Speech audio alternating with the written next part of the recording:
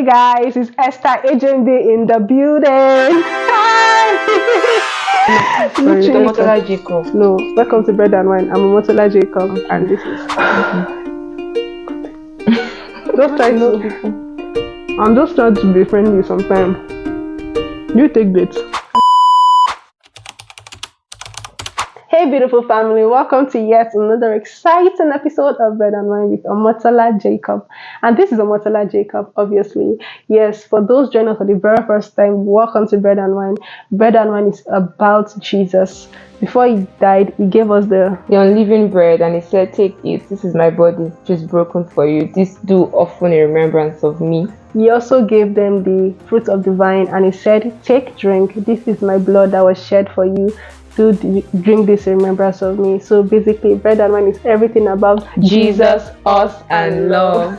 Yes, and for those joining us for the second, third, fourth time, Alpha. The world is trying to celebrate us as women, and I just feel like we don't celebrate ourselves enough in the sense that we are living in the freedom we are called to be. Yes, we are celebrating Mother's Day, but are we really walking in celebrating ourselves beyond those days? Apart from gifting, celebrate our inner being. Yes, we are not celebrating our inner beings. We are not diving into who God has called us to be. We are walking in shackles. We are walking we're not walking in freedom. And I looked out for our first mother, the mother of all living creature, Eve, and I can legitimately say that Eve would have been dragged if she wasn't. If she was here. You guys will literally drag her because everyone's like, she made a mistake. She's the cause of the creation's downfall. You hear people say, if Eve had not eaten the apple during heat, you hear if Eve had not eaten the apple, would be walking freely without clothes. Everything always gets to Eve. Yeah, so when women are seeing their period, menstrual cramps, Eve. When we have issues during labor, Eve. They even say that when men suffer as a result of Eve. And Eve is actually a blessing. A huge blessing. She's the mother of creation. Like she literally mothered creation. Yes, she's the mother. She just signifies that the woman is going to be a womb. She would nurture everything, life and non-life things.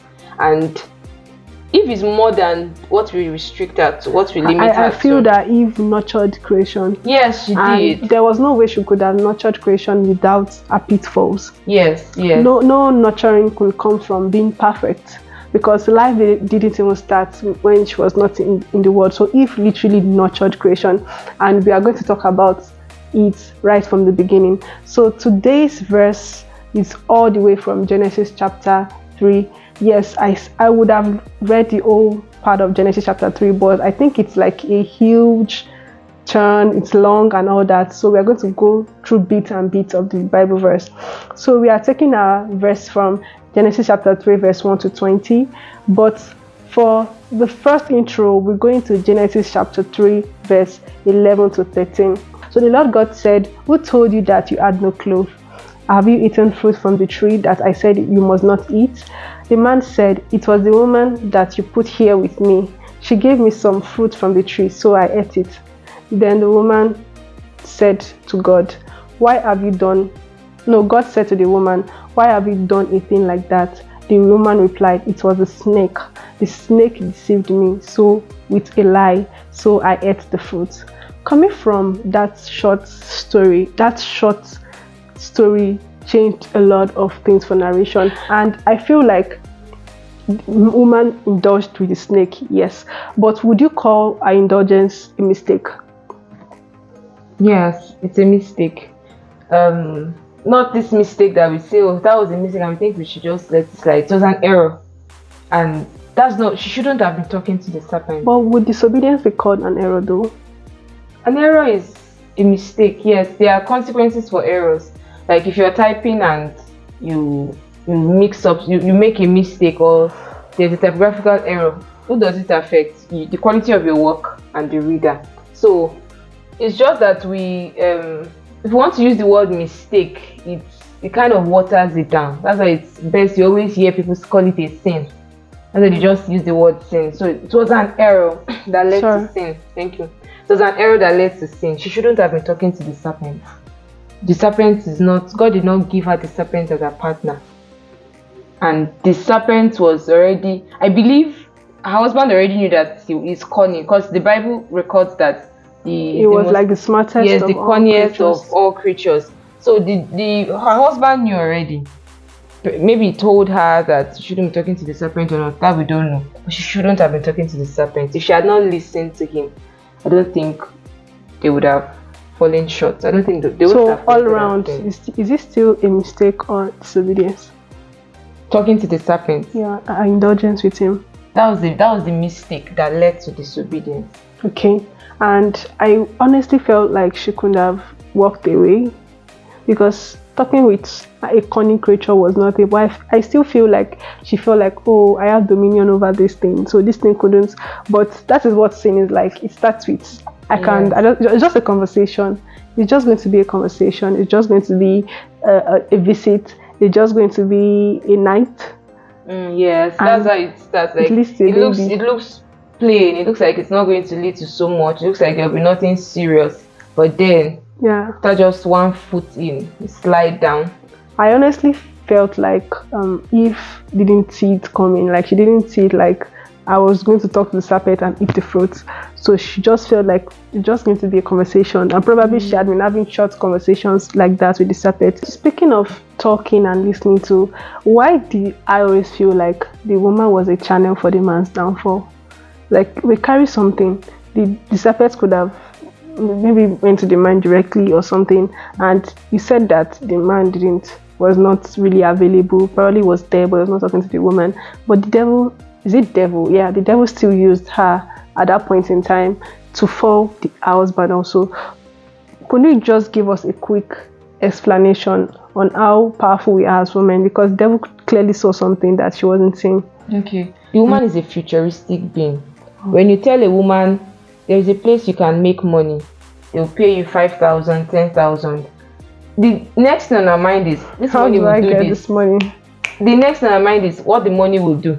This money will feed my children. It will take us here and there. So she's before she even thinks about, before she counts the cost, she may count the cost, but not so much, because she has her family's good at heart, and that's what she wants to pursue. So the moment she heard this, serpent told her, no, it won't make you die. You'll be able to differentiate. You have knowledge of good and evil. So immediately, like, I have knowledge of good and evil. Before we know everything is good. So I think I should know what is evil. To protect my husband. Perhaps that's what she thought. To protect my husband, to protect the garden. And Eve did not have intentions of causing them problem. If there's nothing that traces to having that intention. She did not have intention of causing them problem, to chase them out of the garden. I mean, they were having comfort. You did not have to till for yourself. The garden was producing food for them. You did not have to do anything. Who would not like that comfort? So she did not have it in mind to cause them to sin or offend their father. She just wanted to let's have the knowledge of good and evil. So that was one of the things that made the devil see her as a channel to make man fall. Yeah, I'm just going to go straight to verse 6 of Genesis chapter 3. And it said, the woman looked at the fruit, easy version again, on the tree. She saw that it was good to eat, and it was beautiful to look at. She wanted to eat it, but because it would make her become wise. She wanted to eat it because it would make her become wise. So she took some fruit, ate it, gave some to her husband who was with her, which you said he also did eat it. Verse 7 was going to the part where they realized everything had been done. We talked about what the devil saw in woman to make her feel like, okay, I can approach this person better. I also want to talk about our power as women and how we can diverge this thing to our advantage, because Eve has some powers for her to, like, babe, eat it and get it. You just collected it. You didn't remember. Where do you get it from? Instructions. She had some superpowers. I didn't see the serpent. Even if you didn't see the serpent, I think it's Adam I have questions for instead. Like, didn't you see the serpent? Why didn't you stop her from communicating with the serpent? You saw her take the fruit, and where was the fruit? Did she go and bring it from somewhere? Or were they around that place? Yes, or was the fruit? What if the fruit? I'm thinking out loud now. What if the fruit was actually communicating to the serpent?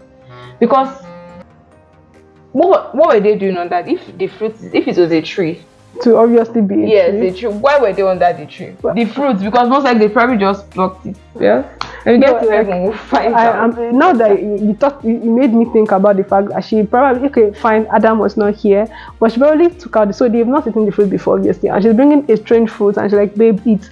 And babe was like, eating it, Just like, ate it. No where question. is this strange fruit coming from? So this is supposed to be like the first And he has been person. around the food longer than she has. So he probably knew how the fruits look like, and let's just assume that he doesn't know how the fruits look like. Yeah. But you probably haven't eaten the fruit before, so you're like, okay, why are you bringing this from? What are you doing with this fruit? So he never really asked the question. So if we would have gotten some superpowers, I don't know how, Yes. but let's just talk about that power first. Yeah, so Eve was able to do that because the woman is a very powerful being. I remember when I was much younger, so I think I was around 12, 13, one of my cousins was talking to my sister and I, and he said one of the most powerful gifts God has given to a woman is determination. And determination drives her on many fronts. When you also check yourself, when you check ourselves, things we've done, you know that it's just this force of I must get it done. And that's why I think that's why people always say this, no fear woman, something like that. And the woman is naturally resilient. Since the woman is a communicator, rather than spending your time communicating things that are not profitable, spend your time speaking life. Speaking life over yourself first. Exactly. Speaking life over your partner. Speaking life over your children if you are married.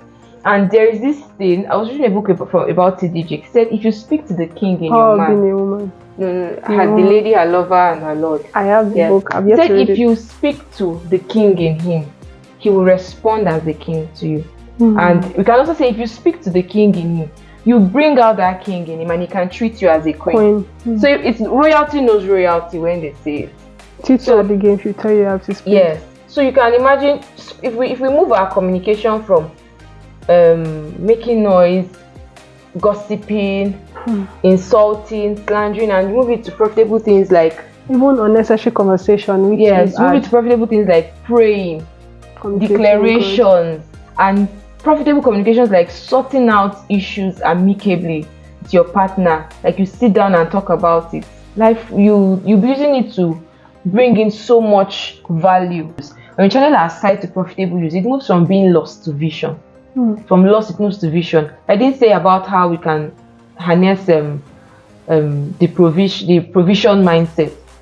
Rather than choosing to take on the provider's shoes, the woman can look for ways she can support.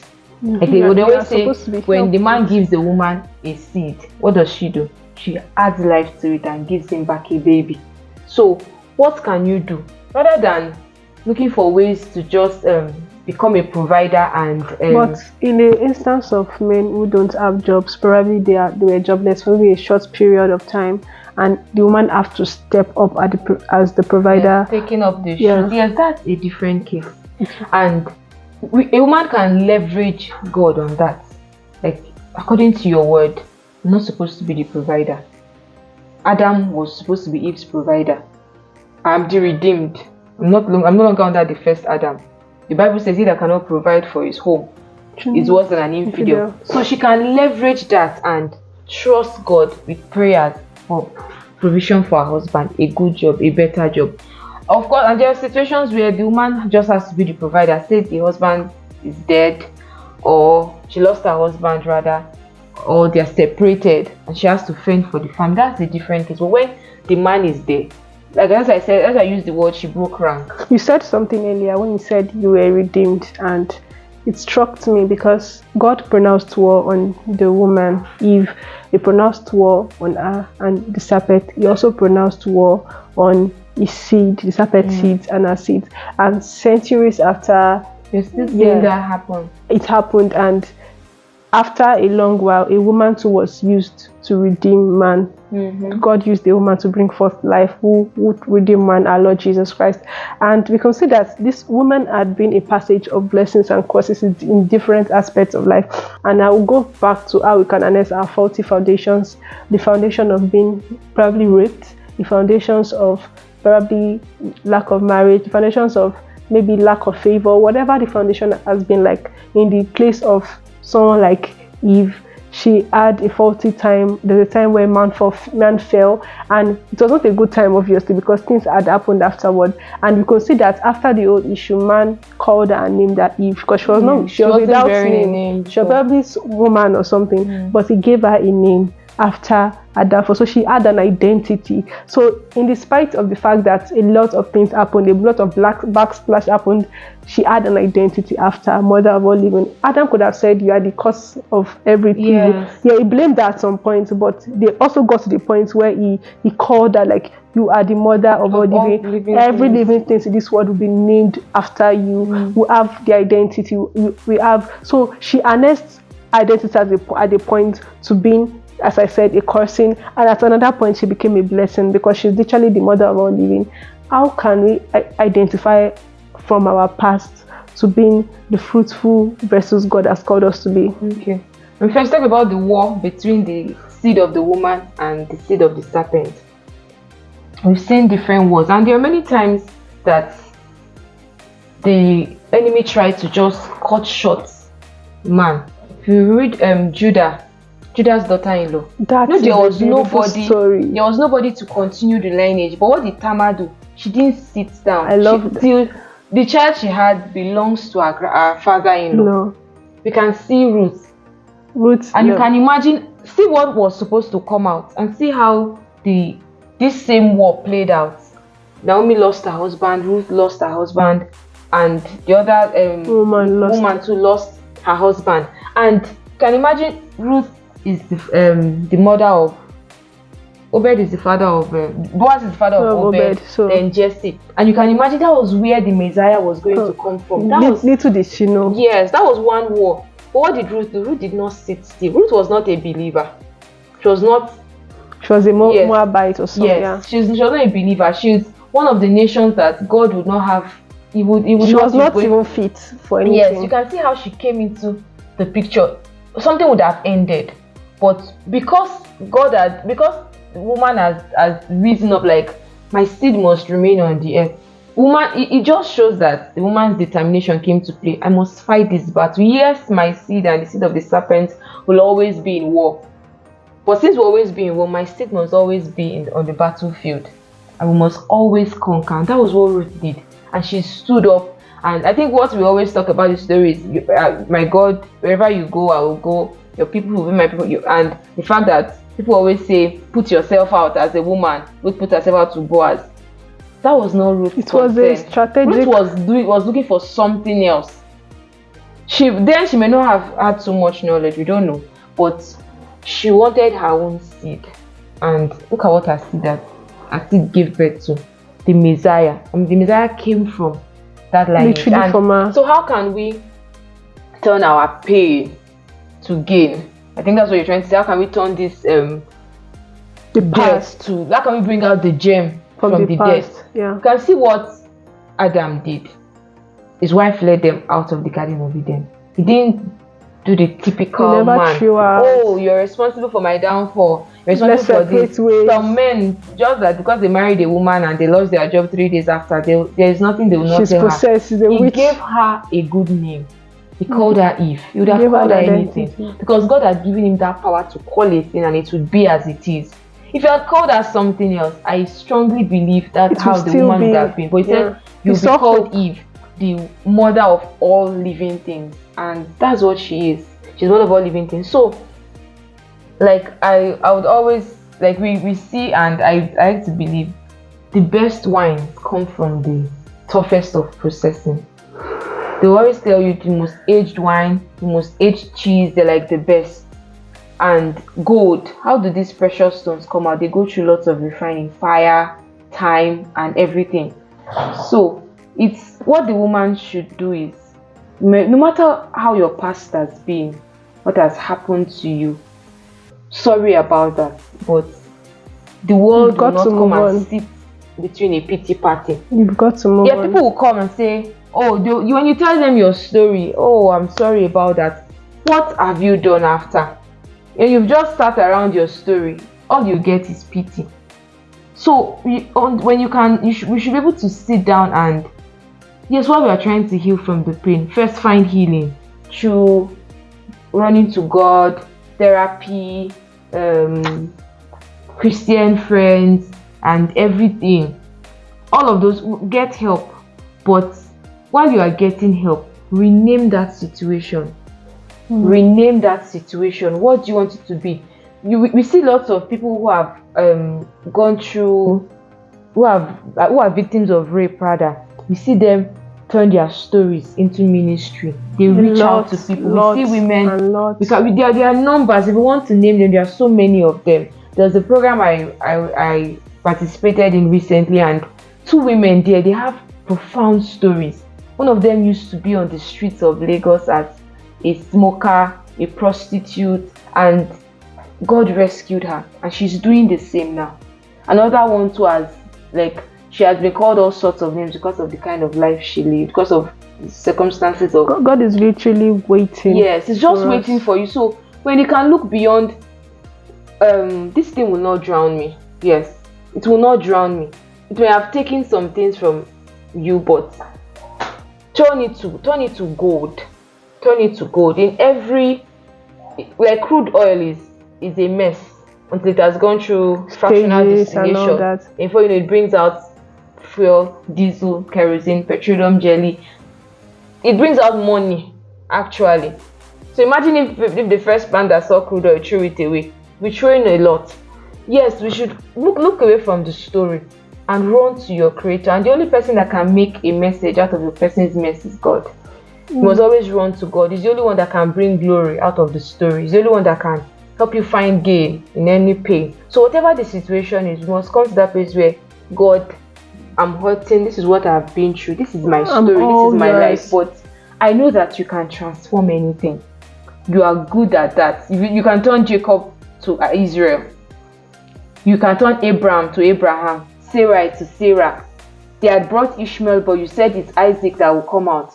On a mountain where there was nothing, a place where there was nothing, he provided a ram in place of Isaac. You can do the same with my life. And people going through pain, if you're going through any pain and you're listening to this, you don't know what God can do. And you will know when you give him the place. You literally don't know. When you give him authority, when you give him permission to bring out good from your life. Yeah, and for me, I feel like, and I honestly believe that you look at your source when you're in your downtime. Yes. When you are at that stage of your life when you don't want to go on, when challenges come, there's always a source. I hope you've gotten something from this episode. Yeah, I hope so. And we hope so. We really do hope that if there is one thing you're getting out of this episode, is the fact that your pain, your past, can be turned into a beautiful story. Yeah, it doesn't have to determine your tomorrow. You can also be the mother of an entirely new generation. Yes. If only you cry out to God, look beyond your past, let go of circumstances, and choose to move, because we are empowered to move as women. Yes, thanks for checking in, everyone. And we are taking a huge close up on this episode. We hope you really do enjoy it. Please do well to like this video, share, and give subscribe. Thumbs up also. And we'll be back with another banger next week.